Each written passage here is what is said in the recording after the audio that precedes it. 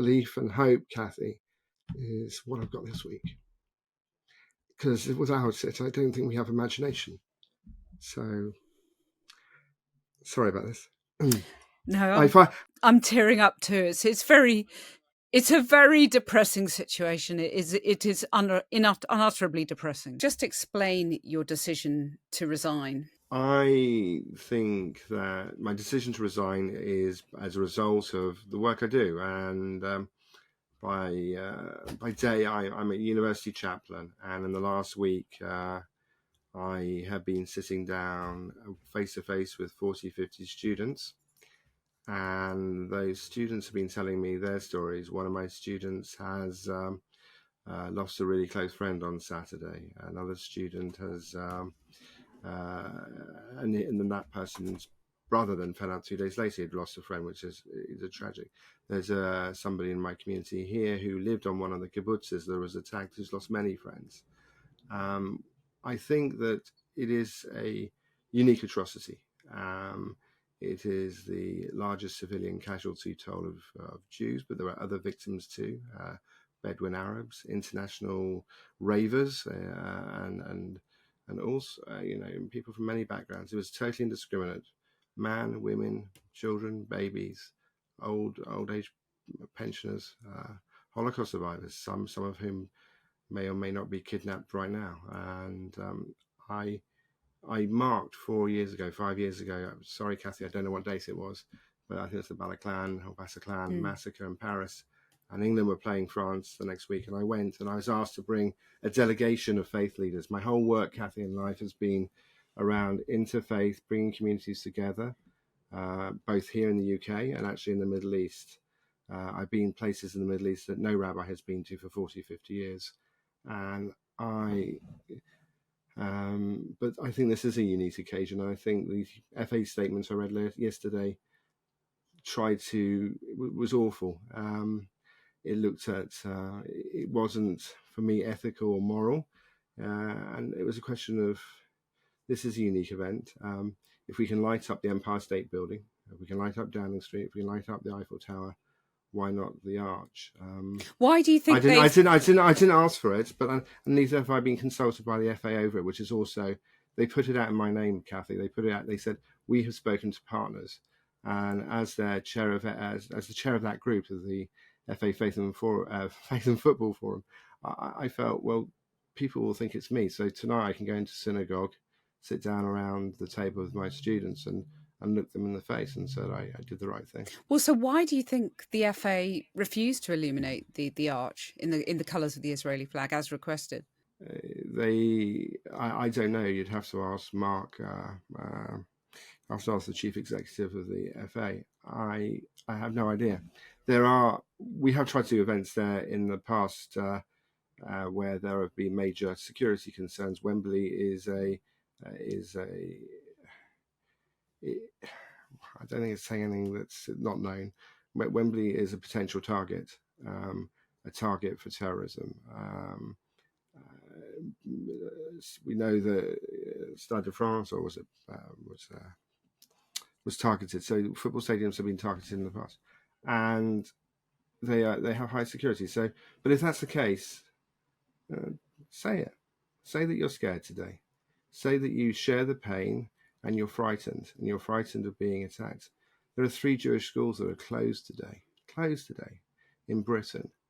These are Jewish schools which have bomb-proof windows, airport-style security, and prison fences now around them. So I think I would say, I don't know why the FA's done. You're asking me to look into the minds or into meetings that I haven't had. But you find it incomprehensible that they decided not to do this? I think it's tin-eared, and I think it's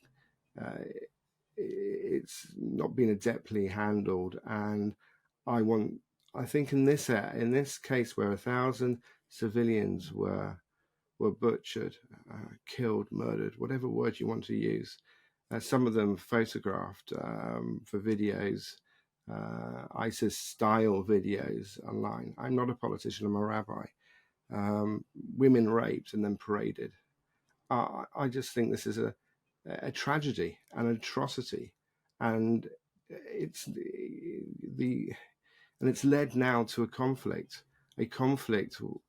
Cathy, where I have friends and colleagues that I've worked with for many years, Palestinians, Israelis, Lebanese, Egyptians, Jordanians.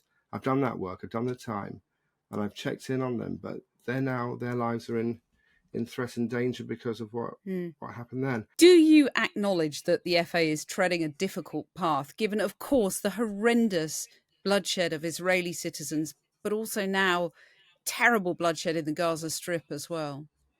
But this is the source of moral equivalence. I've seen some very good statements this week where where universities and other institutions have utterly condemned what happened. No ifs, no buts. No, isn't this part of a bigger thing? No whataboutery. This is just wrong. This is not how we want to be as a human civilization. Yeah. And the phone calls I've received this week from imams, Muslim leaders, Christian leaders, whatever, have said the same thing. Some of them will agree with you, Cathy. They'll say, some will be more pro-Palestinian, some will be more pro-Israeli. Personally, I think there's a pro-peace and pro-war dynamic, not the other, but even those who maybe are pro-Palestinian said, not in my name, not this, not now. And I think that we've done it. There is a precedent for this. It's not a new thing. I didn't ask for it. Lord Man did, and I just think it's been handled appallingly. That's all. Yeah. You talked about the British schools, the Jewish schools in London that are closed today. How would you say British Jews are feeling now in terms of their own safety, in terms of the fallout from what's happening in Israel? So I live. One of my students has been attacked this week. She's a single mum who's a midwife student training at our university and to serve in the NHS. And she has a mezuzah on her door. These are one of these symbols. Oh my gosh, I don't even tell. I don't even know what I'm supposed to say on air any longer, right? That's how scared people. But Jewish people have a mezuzah on their door, a commandment to put a little stick on their door. That's the best way to put it, with a prayer scroll in it. So actually, it's a quote from Deuteronomy, if we want to get all biblical. And I think that was the identifying factor, perhaps. And they hammered on her door, and then they throw rotten chicken and sauce and stuff through her window. Her 5-year-old kid has autism. She doesn't mind me telling you this. And then they came back 2 days later. And he's now scared because he likes rhythm and pace, and loud noises make him scared. I'm wondering what's really happening to our society. This is not about one community, two communities, three communities. It's about the way we want to live. People are terrified. People are terrified. And I feel, as somebody who has worked on interfaith, intercultural relations, I lead a team of 23 chaplains at my university, 8 faiths and beliefs. And I've worked all my life in Christian Jewish relations and Muslim Jewish relations. And I feel this week I failed. I feel failure in the peace work we've done in the Middle East, for sure. I feel failure on what's happening on the streets of London. The success stories, perhaps, are the fact that people are talking to each other. People are trying to get through this and believe in a better place, a better world. I sound like some sort of Miss World contestant, but I didn't mean to, Cathy. But I honestly believe that we can just do so much better. And I believe the FA can do better. That's why I resigned. And how do we find a way forward now? Because we're now seeing the military response to the Hamas atrocity, and we're seeing now. I don't know. I'm not asking you to comment. I'm asking you to comment from your point of view as you've worked on interfaith. There is obviously going to be a terrible fallout in terms of the way British Muslims feel, about the bloodshed that is happening in Gaza. That now hundreds of children have been killed in Gaza. So how do we find a way forward through this? Again, it's these questions being asked, and they've been asked to me all day. It's like moral equivalence. I'm a human being, as you said, involved in interfaith. My heart goes out to any civilian. But I suppose how can you fight a war? How can you fight a war? Israel's responsibility, I guess, today, as the UK's is, that's why the Royal Navy are there, no other reason, is to defend and protect the security of its citizens. How do you fight a war, Cathy, in a densely populated area like Gaza? How do you fight a war? There are 1.2 to 2 million people, depending on who you ask, in Gaza. There are 3 million people in Tel Aviv. It's just a small area, to be honest with you. But you could allow in humanitarian relief, or you could establish. Again, I'm not a politician. I'm a rabbi. Morally, I believe that civilians should have food, they should have water, and they should have enough whatever it is to cook their food on. Okay, at the very basics, right? So, and I'm hoping that's happening. But therefore, do you kind of, does your heart ache at the way the Israeli government is now prosecuting this response and the deprivation of food and water? Does that make you despair, really, about the way forward? I'm not here to criticise the Israeli government on the show today. I'm here to talk. You asked me on to talk about anti-Semitism in Britain. You asked me to talk about why I resigned, and this is going far from the script. But I think that I can understand. I have family in Israel. I can understand their anxieties too, and I can understand the anxieties of the Palestinians. And yes, if you want to get into the politics, Hamas are fighting and have always fought it within urban neighborhoods. They've always fired rockets, and they continue to fire rockets, sometimes from UN UNRWA buildings, sometimes from schools, sometimes from hospitals. It's not rhetoric, it's not propaganda. It's what they do because they want it. How do you fight an asymmetric war, which you're asking me about, would be somebody I'd ask a war strategist on. I have no idea how you fight an asymmetric war. What I do have an idea about is that we need to make substantial inroads and steps towards making peace in the Middle East, and it needs the Israeli government. It needs Abbas, and you know what? We're getting there as well. The Abraham Accords, which people sometimes mock, are not mocked. They're real relationships between Israel and Arab states, as are the two peace treaties between Jordan and Egypt.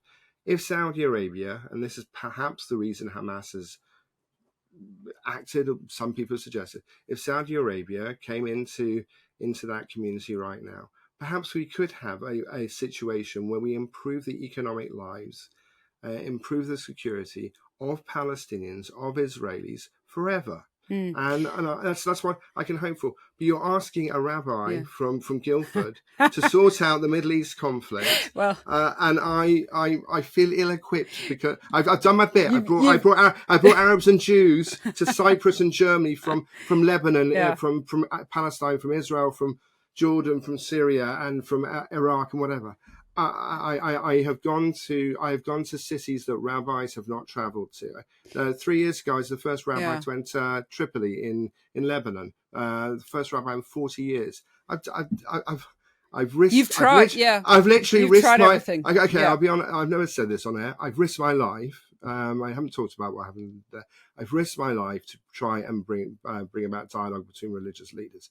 I will continue sensibly, if my wife is listening, to do that work and put my name forward. But now, you say you risked your life. That was a close call. That visit. Yes. And so then finally, the Lebanese government, who were our minders, yes, they thought perhaps.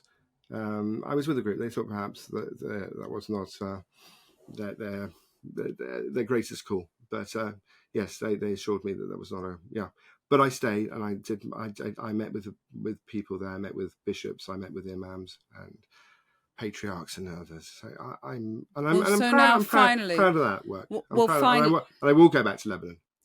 But finally, then, to reflect on that, because you have, as you say, you've risked your life. You've done your utmost to try and bridge the divide. Do you feel despair now, or do you cling on to hope? Both. I helped out a Palestinian friend this week, and I told him he was a good man. He's somebody that wants to reach across communities. And I said, look, I dream of our grandchildren playing together. And it's a hard ask, and this week I told my team I felt that we'd failed, because we have. But I still believe, and belief and hope, Cathy, is what I've got this week. Because without it, I don't think we have imagination. So, sorry about this. No, I find I'm it tearing hard. up too. It's very. I find it hard. It's a very depressing situation. It is unutterably depressing. Cathy, I wrote saying we have a mountain to climb, and it seems higher than ever before. But I do believe we will get there together. And if I've nicked that speech from Martin Luther King, well, so be it. Rabbi Alex Goldberg, thank you very much for joining me. Thank you, Cathy.